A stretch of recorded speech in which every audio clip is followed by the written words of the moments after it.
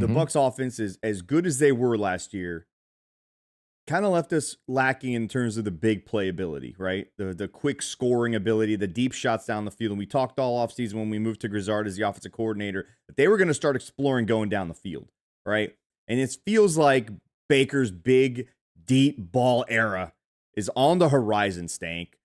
A lot of shots down the field, not only with Baker, but also with Kyle Trask, who apparently has been balling these first 2 days, okay? Yep.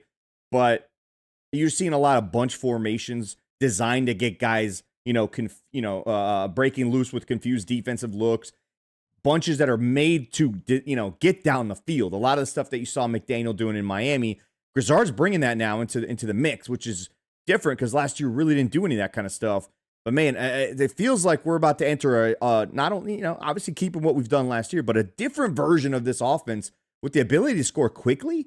This is going to be a game changer, man. If they can figure this out and get it down, but if they're hitting right now in underwear football, obviously, including Kyle Trask, no, like for real.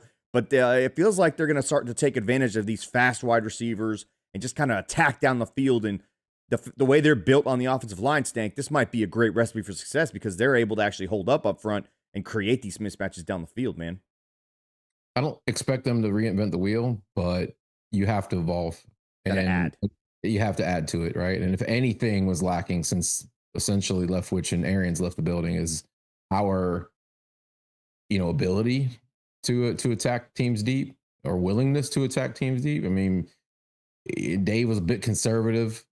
Liam was more aggressive, but we still didn't see a lot of deep passes, and we saw a lot of under you know under the defense type of football, which is what's in vogue right now in the NFL. And I don't expect because I don't think we have that deep ball guy necessarily unless Trey Palmer wakes the fuck up and becomes that guy. We got Tez, dude. We got Tez Johnson. Potentially, We got a big Johnson in the building finally again. we do, but Tez isn't a burner. So I don't know. Do we have that guy who could take the top off?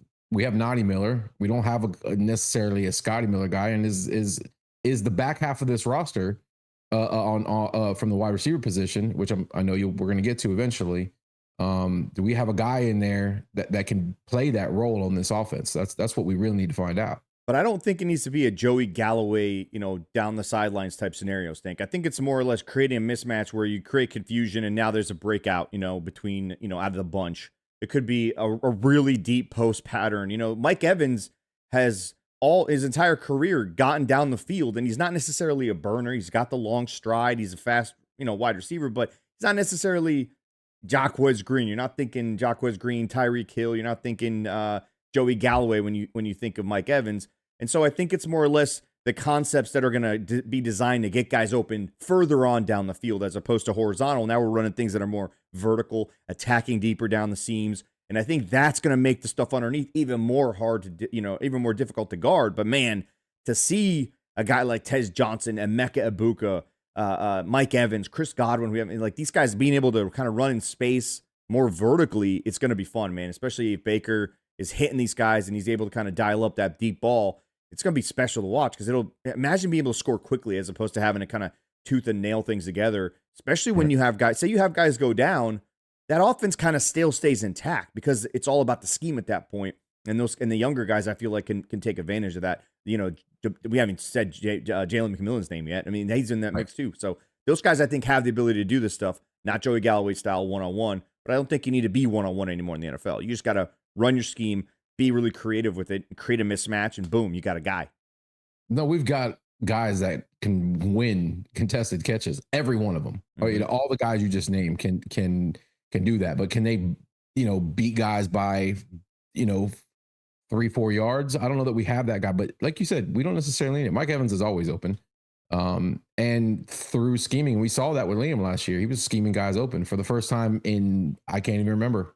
We saw guys running wide open, had some gimmies, and so Grizzard taking that playbook, that system, and putting his own funk on it, especially if it involves sprinkling in the deep ball. I mean, we're impossible to prepare for. This team, similarly to the Brady Super Bowl team, has weapons at every position. Cade Otton, the forgotten guy. who stepped up and carried this team.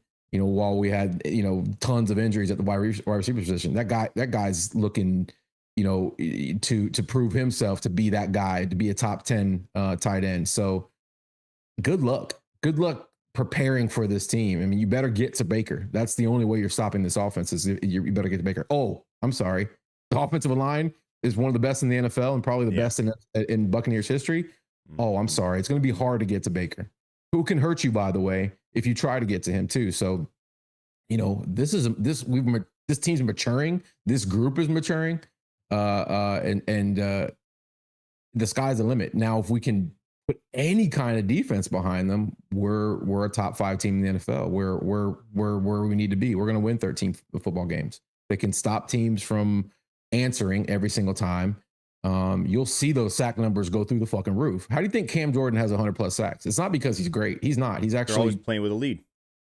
During the Breeze era, he was just pinning his ears back because every team was playing catch up. That offense was absolutely steamrolling motherfuckers, and he could just go back there and eat all day.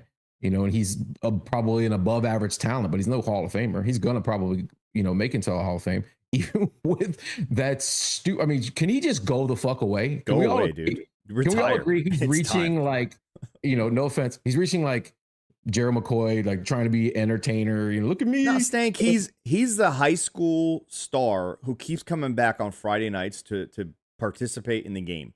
Like he's on the sidelines. He's trying to hang out in the locker room. He's just like, dude, just go away.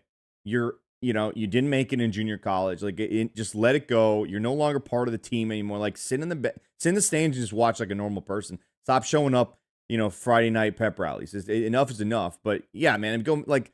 Stank, if this team can score quickly and create these, 17-0 holes for these teams that we're facing, you can bring in a guy like Elijah Roberts and David Walker and Chris Braswell and just be like, go rush the passer. You don't even have to think at that point. Just go do what you've been doing since Pee Wee football. Just go get after the quarterback. And the stuff that's going to open up in terms of you don't have to really be creative. It's clear what they got to do to get back in this game. Go get them. And that's going to make those guys play faster. Play with a little bit less thinking, that whole process that goes through these younger guys' minds. And now you're getting after quarterback. You're creating sacks like you're talking about 100%. The more you score on offense, the better it is for your defense to get sacks. It might not look good on yardage because they're always trying to chuck the ball down the field, try to catch up. So it doesn't necessarily look good overall, but you're getting sack numbers. Like if you recall that defense for the Saints during the Breeze era, they weren't really a great defense. No, they weren't. They just could always get to the quarterback because you were always doing one thing. You weren't running the ball against them, because you had to throw the ball. And it made them look a lot better than they were. So I would love to see that shit. As good as we were last year, we really didn't put teams in a lot of holes. We just kind of sludged along and just kind of dominated time of possession, ran the ball well. Even in that game against the Saints, we had that lead, and it all kind of disintegrated when we had those weird 3-4 series in a row where all of a sudden they're back in the game. But then obviously we dropped 51 points, so it was all good to the end. But yeah, that could be a game that could turn a totally different route if we have now, I think a revitalized pass rush to go with that. But quick scoring is going to be fucking fun to watch, man.